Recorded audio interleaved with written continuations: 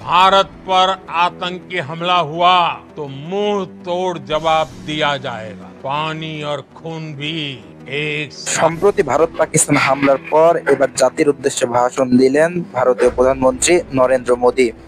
জাতির উদ্দেশ্যে দেওয়া এই ভাষণে নরেন্দ্র মোদীর মুখে ছিল না কোনো আবেগ, শুধু ছিল পাকিস্তানিদের উপর কড়া হুঁশিয়ারি। ভাষণে তিনি বলেন, ভারত এবার আর পাকিস্তানের দেয়া পারমাণবিক শক্তির হুমকি আর সহ্য করবে না, তার কঠিন জবাব দেবে।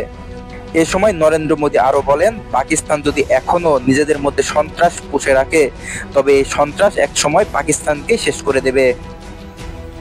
এ সময় তিনি সরাসরি আফগানিস্তানকে উদাহরণ হিসেবে দেখিয়েছে। তিনি বলেন, তালেবানের পরিণতি পাকিস্তানের সামনে স্পষ্ট হওয়া উচিত, তাছাড়া পাকিস্তানের পরিণতি তালেবানের মতোই হবে। এ সময় তিনি অপারেশন সিন্দুর নিয়েও কথা বলেছেন। তিনি গর্ব করে বলেন, ভারতীয় সেনা পাকিস্তানের 8টি যুদ্ধ বিমান ধ্বংস করেছে এবং 100টি জঙ্গি ঘাঁটি মাটির সঙ্গে মিশিয়ে দিয়েছে। এছাড়া মোদী বলেন, পাকিস্তান ভারতীয় নারীদের সিঁদুর মুছে দিয়েছে, তাই আমরা পাকিস্তানের শীর্ষ জঙ্গি ঘাঁটিগুলোই মুছে দিয়েছি। लकीर खींच दी, एक नया पैमाना, न्यू नॉर्मल तय कर दिया।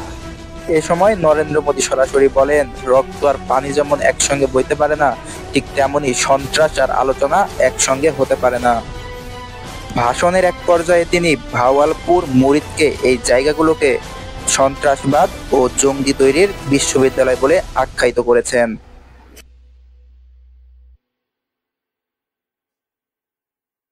ভাষণের শেষ পর্যায়ে তিনি বলেন, এমন পরিস্থিতিতে দেশের সকল নাগরিককে ঐক্যবদ্ধ থাকতে হবে।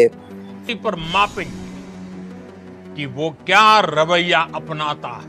ऑपरेशन सिंदूर ने आतंक के खिलाफ लड़ाई में एक नई लकीर खींच दी है, एक नया पैमाना, न्यू नॉर्मल तय कर दिया है। भारत पर आतंकी हमला हुआ तो मुंह तोड़ जवाब दिया जाएगा। हम अपने तरीके से, अपनी शर्तों पर जवाब देकर रहेंगे। हर उस जगह जाकर कठोर कार्रवाई करेंगे जहां से आतंक की जड़ें निकलती है। भारत सटीक और निर्णायक प्रहार करेगा। कोई भी न्यूक्लियर ब्लैकमेल भारत नहीं सहेगा। न्यूक्लियर ब्लैकमेल की आड़ में पनप रहे आतंकी ठिकानों पर भारत सटीक और निर्णायक प्रहार करेगा। निश्चित तौर पर ये युग युद्ध का नहीं है, लेकिन ये युग आतंकवाद का भी नहीं है। टेरर और ट्रेड एक साथ नहीं चल सकते और